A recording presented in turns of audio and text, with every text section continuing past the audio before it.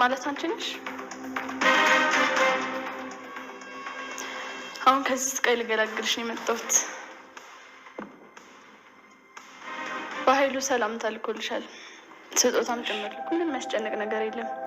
ለዘላለም ሰላማዊ እንቅልፍ ትተኛለሽ። ምንም ህመም ብሎ ነገር የለም። እኔ አንቺን ቢያደርገኝ እሱን ነበር የምመርጠው።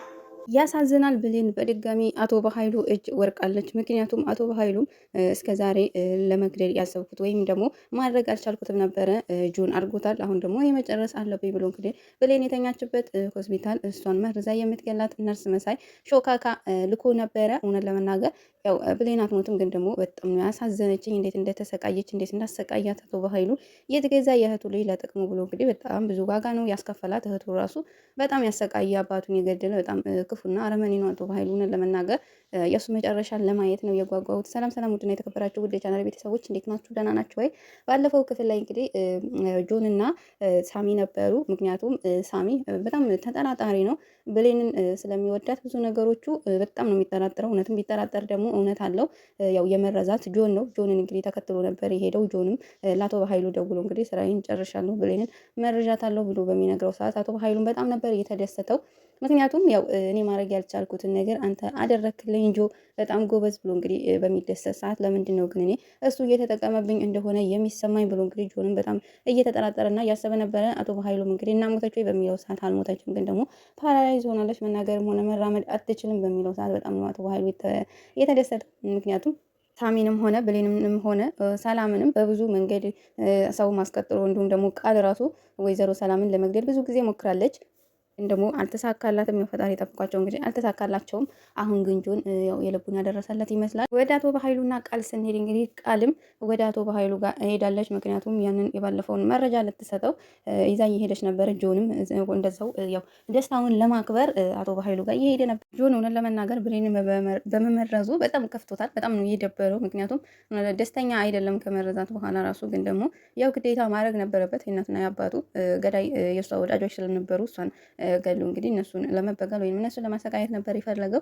ያንን ደግሞ አድርጎታል። ግን ደግሞ በዛ ውስጥ ደስተኛ አልነበረም። አቶ በኃይሉ ጋር በሄደ ሰዓት እንግዲህ አቶ በኃይሉም እሳይ አንበሳዬ መጣህልኝ የኔ ጀግና እያለ እንግዲህ እየቦረቀ ነበረ። እየቦረቀ በነበረበት ሰዓት ቃልም ይዛ መታለች ያንን መረጃ ማለት ነው።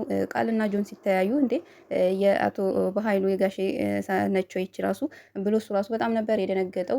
ቃልም ብትሆን እንዲህ የበኃይሉ ሰው ነው ወይ ሲከታተለኝ ነበሩ እያለች እንግዲህ ከበፊት ላይ ሲገናኙ እየተከተላት እያስፈራራቸው በድንጋይ የነበረውን ስታስታውስ በጣም ነበረ የደነገጠችው። ምክንያቱም የአቶ በኃይሉ ሰው እንደሆነ ስታውቅ በኃይሉም ትተዋወቃላችሁ ወይ? ይሄ ማለት ከልጅነት ጀምሮ ያሳደግኩት ልጄ ነው። እሷ ደግሞ ያው የኔ ሰራተኛ ነች ብሎ እንግዲህ ተዋወቁ በሚላቸው ሰዓት አንተዋወቅም እሺ ብላ እንግዲህ ቃል ብዙም ለመተዋወቅ ፈቃደኛ አልነበረችም። ምክንያቱም ጆንን በጣም ነበረ እየጠላችሁ የነበረውና ጆን ትልቅ ነገር ነው እየሰራለን፣ እስኪ እሱን ይንገረን ጆን በሚል ሰዓት አቶ በኃይሉም ጋሼ ደግሞ ለምንድን ነው የምናገረው አንተ ተናገር ብሎ እንግዲህ በሚያፋጥጣው ሰዓት ጆንም ምንም ለመናገር አልፈለገም ነበር። ግን አቶ በኃይሉ ደግሞ እንደምንድን ነው አሳዘነችው ወይ ተናገር እንጂ ልጄ በሚለው ሰዓት እንግዲህ ብሌን መርዣታለሁ ብሏል። ቃል በጣም ነው የተደሰተችው። ለመናገር ቃል ተቀይራለች ብዬ በጣም ነበረ ደስ ያለኝ። ግን ደግሞ ወደ ድሮ ማንነቷ ወደ መጥፎነቷ ተመልሳለች። ምክንያቱም በፊት ላይ ፀሐይን ከዛ አቶ በኃይሉ እንትን ብሏት አግቷት ራሷን ስታ እንትን ስትል ግልኮስ ራሷ መጣላት ንቂ ንቂ እስኪ ጥሩ ነገር እንኳን ለስራ አንዴ ብላ እንግዲህ በጣም ጥሩ ሆና በጣም ስትንከባከባቸው ነበር ወይዘሮ ገነትንም ቢሆን። አሁን ግን መልሳ ያቺ ያስጠጋቻት እና ብዙ መልካምን ነገር ያስተማረቻት የእሷ ልጅ ደግሞ መልሳ እንደዚህ ስትሰቃይ ስታይ ደግሞ ስትደሰት ምንም ማለት ምንም የምትቀየር ሰው አይደለችም ቃልና የእውነት ብሌን ፓራላይዝ ሆነች። መናገር አትችልም። እንዴት ደስ ይላል! ይሄ እኮ ታዲያ በጣም ትልቅ ደስታ ነው። ለምንድን ነው ይሄንን በስልክ ያነገራችሁኝ ብላ እንግዲህ በጣም ነበር የተደሰተችው። ምክንያቱም ብሌን እንደዚህ ብሌን የሆነ ነገር ከሆነች ያው የወይዘሮ ሰላም እውነተኛ ልጅ ሆና ለመቀጠልም ሲቀጥል ደግሞ ዳግምንም የራሷ ለማድረግ ይሄንን ነገር ስትሞክረው ነበረ። ግን ደግሞ በዚህ መልኩ በመሳካቱ በጣም ነው የተደሰተችው። እኔም ደስታ አለኝ ብላ እንግዲህ ያንን ደስታዋን ስታስቀምጥ የእናትና የአባቴን ፎቶ ኬት ነው እያመጣሽው ብሏታል። ምክንያቱም ጆን በጣም ነው የደነገጠ። ይሄ ፎቶ ኬት ነው ያመጣሽው? አቶ በኃይሉም እኔ እኮ በኃይሉ ነኝ ብሎ እንግዲህ መሳሪያውን አቀባብሎ እየጠበቀ ነበር። ምክንያቱም እውነቱን አወቀ። በቃ ቀባጠረች እያለ በራሱ እየለፈለፈ ነበረ። ምክንያቱም ቃል እንዴ እነዚህማ ምክንያቱም እሷ እውነቱን ታውቃለች፣ ግን ደግሞ የነዚህ ሙሉ መረጃ አለ ብላ ነው ያመጣችሁና ኬን ያመጣችሁ በሚላት ሰዓት እኔ እኮ የአቶ በኃይሉ ሰራተኛ ነኝ ወይም እሱ ነው ልኮኝ እነዚህ የተገደሉት እየፈለኳቸው ነው ገዳያቸውን በምትል ሰዓት ማን ነው ገዳያቸው? ገዳያቸው እንዴ እነ ሰላም አይደለችም ወይ በሚል ሰዓት ሰላም ብላ እንግዲህ ብሌን አላልኩም፣ ብሌን የኔ ብሌን እየተናገረች አይደለችም። ቃልም ማለት ሰላም ብቻ አይደለችም ገዳዩዋ፣ ሌላም ተባባሪ ስላለ እያፈላለኩኝ ነው፣ ይሄን ደግሞ ከነሱ ቤት ነው የመጣው ብላ እንግዲህ በጣም ነበረ ጆኒ ተናደደው። ጋሼ የሆነ ጥያቄ ልጠይቅ፣ እውነት ወይዘሮ ሰላም ነች ወይ የእናትና የአባቴ ገዳይ? እሷ እኮ አይደለም ሰው ልትገል ዝንብ እንኳ ገላ የምትመስል ሰው አይደለችም በሚለው ሰዓት በኃይሉም እንዴት ነው እኔን የምትጠራጠረኝ? እሷ እኮ የገዛ አባቴን ራሱ የገደለችና አውሬ ጨካኝ ነች። እንዴት ነው አንተ እንደዚህ እኔን የገዛ አባት ግን ያሳደግኩህን እኔ የምትጠራጠር በሚል ሰዓት ቃልም ወይ አቶ በኃይሉ ግን አንተ ምን አይነት ሰው ነህ? ጭራሽ እናትና አባቱን ገለህ አንተ ደግሞ ጭራሽ ልጁን በመርዝ እየሞላህ አሳደግከው ወይ? እንዴት ነው ሁሉ ነገሩ ለዚህ የሚስተካከልልህ ወይም ደግሞ የሚገጣጠምልህ? እያለች እንግዲህ ቃልም በጣም ነበረ ተገርማ እያየቻቸው የነበረው። በሚነግረው ሰዓት ጆንም በጣም ነው የተናደደ። ብሌኒስ የት ነው የተኛች? የት ሐኪም ቤት ነች በሚለው ሰዓት ጆንም እዚህ ሰላም ቤት አካባቢ ያለው ሐኪም ቤት ነው ብሎ እንግዲህ ጥሏቸው በወጣ ሰዓት ወይ አቶ በኃይሉም እንግዲህ ጊዜውን ማጥፋት አልፈለግም። ወደ ቤት ሳትወጣ ወይም ከዛ ከሐኪም ቤት ሳትወጣ እዛው መሞት አለባት ብሎ እንግዲህ የሆነች ልጅ ጋር ደውሎ ስራውን አዟት ነበረ።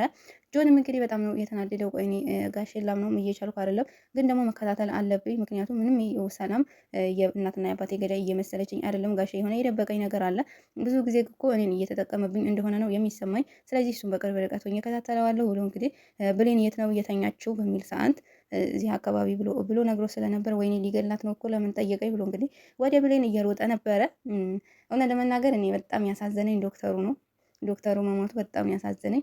ሳሚም እንግዲህ ዶክተሯ በምትገባ ሰዓት ምንም ዶክተር እኮ አትመስልም። ቆይ እስኪ ሰላም ግን በዚህ ክፍል ላይ በጣም እንትን እያለች ነው። ሳሚ የሚያደርገው ነገር በሙሉ ትክክል ነው፣ ግን ደግሞ የሰላም መቆጣትና እንትን ማለት በጣም በዛ። ሳሚ ገብቶ ኖሮ ዶክተሩ ራሱ አይሞትም ነበረ። ምክንያቱም ልጅቷን እንትን ይላታል ብሌን ራሱ አይቶ ይረዳት ስለነበረ ማለት ነው። ምክንያቱም ነው የሚወዳት፣ በጣም ነው የሚሳሳላት። እዛ ጋር ደግሞ ዲያግም ሴታ ሴት ጅላንፎ ጅላጅል ትላላችሁ። ከዛ ማለት ነው ዲያግም ደግሞ ሳሚ አንተ ከሆንክ ብሌንን እንደዚህ እየመረስካት አልተውህም እገልሃለሁ ይላል። ደግሞ እንዴት አድርገህ ነው አቦ የምትገለው? በጥፊ እኮ የሆነ የህፃን ልጅ ጥፊ ራሱ እንዴ ትንሽ ያማል። ጥፊው ራሱ እኮ አይረባም። ዲያግም ግን የሆነ ለመናገር ቢወጣልን በጆን እና ሳሚ ቢሆኑ ድራማው ላይ እንደኔ በጣም አሪፍ ነው። ምክንያቱም ዲያግም የሆነ በቃ ምንም ጅላጅል የሆነ በቃ መጣ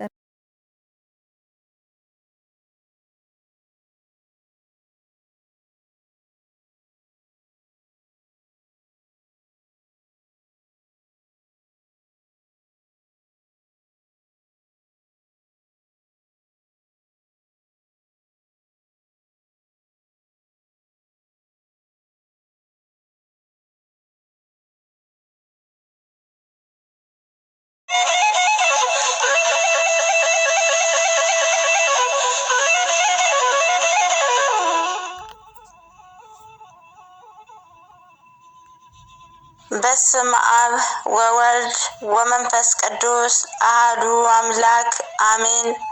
ይህ በማህበረ ተዋህዶ ዘኦርቶዶክስ የኪነ ጥበብ ክፍል በ2013 ዓመተ ምህረት እየተዘጋጀ ወደ እናንተ የሚቀርብላችሁ መንፈሳዊ ግጥም ነው። አዘጋጅ እምሻሽ እህተ ማርያም፣ አቅራቢ ሃይማኖት ፍቅርተ አማኑኤል። የግጥሙም ርዕስ አንደበቴን ጠብቅ።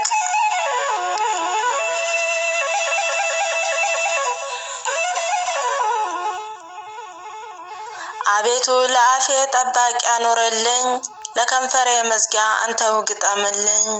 አፌ ነው ከሁሉም በጣም ያስቸገረኝ፣ ክፉ ሀሳብ ክፉ ቃል እየወጣ ካፌ፣ በዚች በምላሴ ሌሎችን ነድፌ፣ ትርፍ እየተናገርሁ ድንበርን አልፌ፣ ብዙዎችን ገደልኩ ባልታወቀኝ ነገር።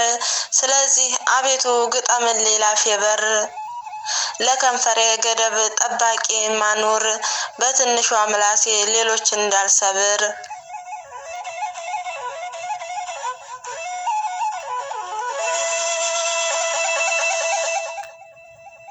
እርሷ ትንሽ ስትሆን ብዙ ታጠፋለች፣ ጫካውን በሙሉ ታቃጥላለች።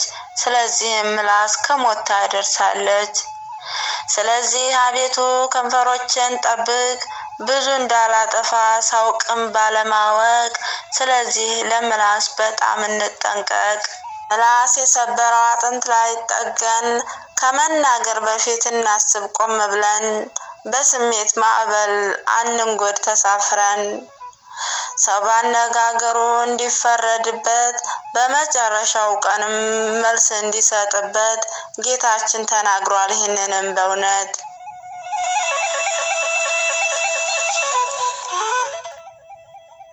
የለምና ትንሽ የጽድቅና ኃጢአት ቃላት ያደርሰናል ከሞትም ከሕይወት ከጥል ከክርክር ከሐሜት እንድርቅ ራሴን አይቼ ራሴንም እንዳውቅ አቤቱ ጌታ ሆይ ከንፈሮችን ጠብቅ በነገር ጠላሸት እንዳልለቃለቅ ስሜቴን በመግታት አስተውዬ ብናገር ይህ አነጋገሬ እንዴት መልካም ነበር በስጋም በነፍስም የሚያሰጠኝ ክብር በስሜት ተናግሮ ምነው ባላረኩት አንደበቴም ዲዳ በሆነ ከማለት ማሳለፍ መልካም ነው ይህን ክፉ ስሜት በቅድሚያ ቆም ብሎ ከራስ ጋር በማውራት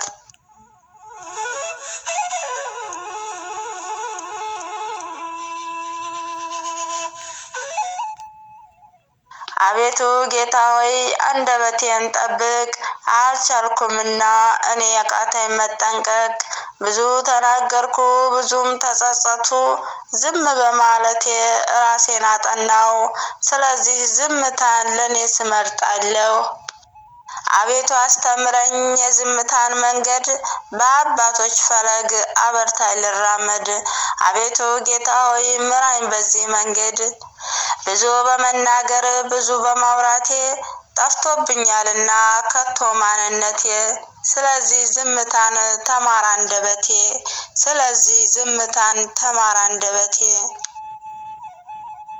ይህን የሳትነት ዘመኔን ገድበህ ቃላቴን ያማረ አድርገው በፊት እውነት ከመናገር ደግሞም ከማመስገን ከዚህ ውጭ ላለው ዝምታ ይሻላል ዛሬም ነገም ቢሆን ስለዚህ ከንፈሬ አጥብቃ ዝምታን ስለዚህ ከንፈሬ አጥብቃ ዝምታን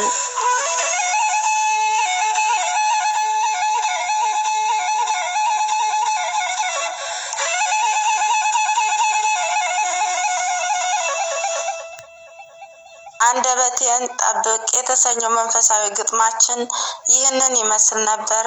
ውድ ጊዜያችሁን መስዋዕት አድርጋችሁ ስላዳመጣችሁን በልዑል እግዚአብሔር ስም ከልብ እናመሰግናለን። ወስብሐት ለእግዚአብሔር ወለወላዲቱ ድንግል ወለመስቀሉ ክቡር አሜን።